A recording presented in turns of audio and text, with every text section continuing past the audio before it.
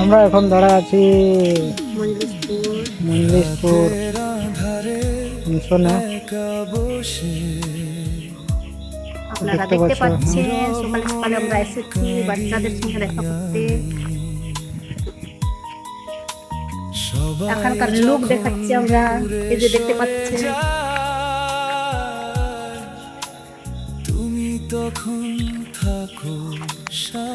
এখানকার মা মারিয়াকে দেখাচ্ছি, এদিকে